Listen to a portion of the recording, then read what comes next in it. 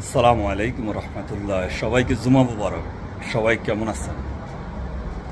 হুজুর পাক সাল্লাল্লাহু আলাইহি সাল্লাম ইরশাদ করেন, যে ব্যক্তি জুমার নামাজের যে ফজিলত, যে জুমার নামাজের যে কি যে মুক্ত এ পাইতে হলে সে যেন ফজরের নামাজ আদায় করি নেয়। তো আমার অনেক ভাই জুমার নামাজ পড়ে কিন্তু ফজরের নামাজ পড়তে পারে না।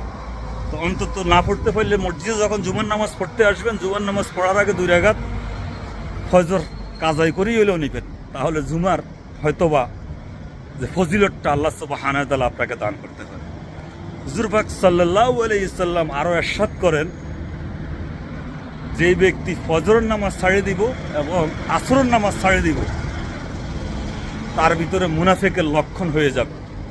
অন্যান্য নামাজ পড়ে কিন্তু ফজর আর আসর পড়তে পারতেছে না, ছাড়িয়ে দিতেছে বা পড়ে না, তাহলে তার ভিতরে মুনাফিকের লক্ষণ। তা আমরা অনেক ধর্মপ্রাণ মুসলমান ভাই বোনেরা লক্ষ্য রাখবেন, যে নিজেকে নিজে পরীক্ষা করবেন যে আমার ভিতরে কি মুনাফিকের লক্ষণ আছে কি না। যদি আপনি ফজরের নামাজ আর আসরের নামাজ যদি না পড়তে পারেন, তাহলে আপনার ভিতরে কিন্তু মুনাফিকের লক্ষণ চলে আসবে। তো সবাই ভালো থাকবেন, সুস্থ থাকবেন, আমার জন্য দোয়া করবেন।